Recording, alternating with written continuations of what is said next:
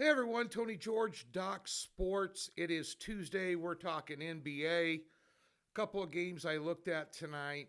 We'll pull up the lines and talk about it, give you an official free play in the Bucks and Blazers game. We'll tell you everything that's going on over the website and a quick comment about the Super Bowl and another comment about a podcast I'm going to do later today. Solo, by myself. Going to get a few things off my chest.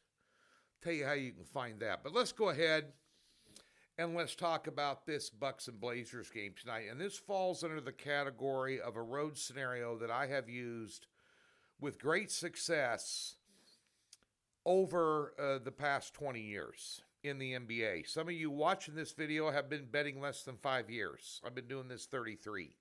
But you have a scenario tonight where Milwaukee played last night in the altitude at Utah, and they got a big win, and they should. I mean, Utah's not that good. I mean, team with Milwaukee with Giannis and Lillard, who, by the way, returns back to Portland tonight, a place where he made his name for himself. So there's some motivation on his part. But that being said, this is their third road game in 4 days, and they're coming off a game playing in the altitude, and they're laying a number against, quote-unquote, a weak sister. 100 times out of 100, I'll take the weak sister. I will take Portland plus a 5.5. It was 6.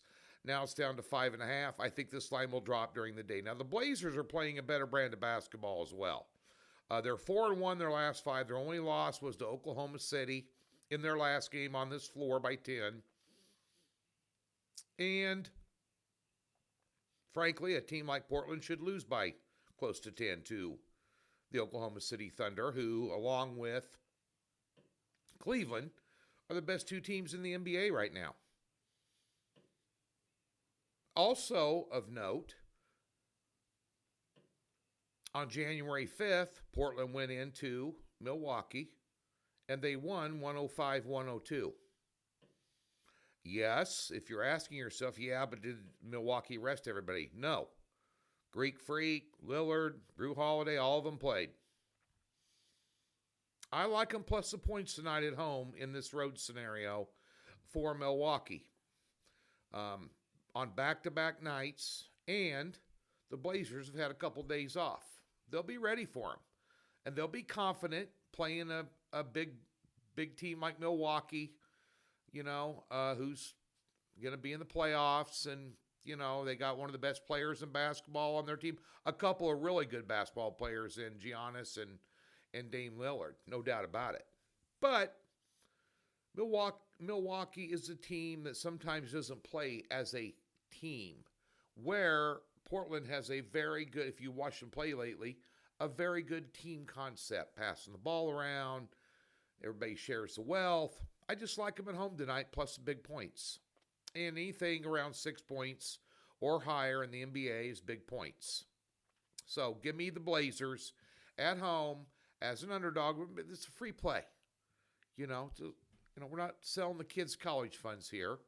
On another note, one that I did look at and I passed today, I split last night, but Orlando let me down. But the Lakers only laying 3.5. That number's still 3.5.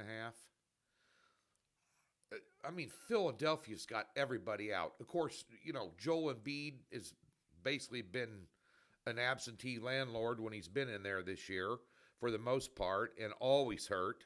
George is hurt. Go figure. Nothing's changed from when he played in the Clippers to when he went to L.A.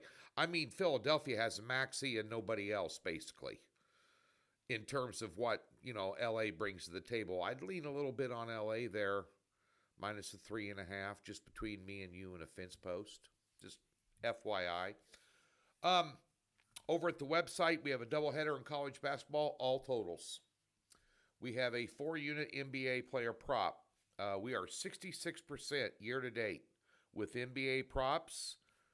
The philosophy is plain and simple, and it's not something you can hype up and nobody gets excited about investing in it because it's not a 6 or 7 or an 8-unit play. Oh, my God, I'm just not going to bet. You cherry pick, flat bet, 4 units each. Best bet on the board every day, and you bet it, and you win money. FYI. NHL off a nice win last night. Took an underdog. We've got a totals play tonight in the NHL for 4 units. Jump on board there as well. Briefly, StreamYard podcast, The Vegas Beat, Tony George. Going to talk about the Super Bowl real quick, and we're going to talk about the prop market a little bit as well. You can find that on Twitter at TGeorgeSports. You also can find that on Facebook, Tony George Sports. I'm going to do that about noon Central. It's live, and then it's archived there. And just some raw and candid comments. I'm not doing the NFL opening line report. Just going to talk about Kansas City, who much to, I don't know, it seems like about 99% of the country just hates the evil empire now. Just hates Kansas City with a passion. Refs are giving them all the games. They didn't earn anything. Buffalo's going to go in there and beat the piss out of them. They already beat them once. They're going to beat them again. My biggest play of the weekend was on Kansas City. FYI. You know, you think somebody's going to come in when their starters lost one game all year long, and that one loss, throw out the Denver win, that one loss was to Buffalo. What did I tell you after that game? I wanted them to lose that game because I figured they're going to see Buffalo in the postseason. I thought Buffalo was better than Baltimore.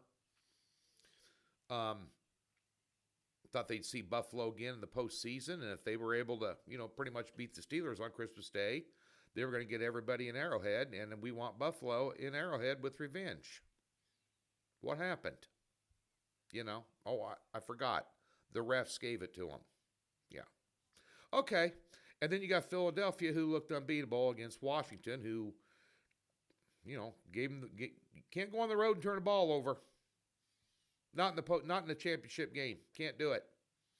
You can't be, -3 in the turnover category and win a game on the road in the NFL in the regular season, let alone in a championship game or the playoffs in general. So nonetheless, we're going to talk about that, talk about the prop market, just catch up with you. I will be in Las Vegas for the Super Bowl.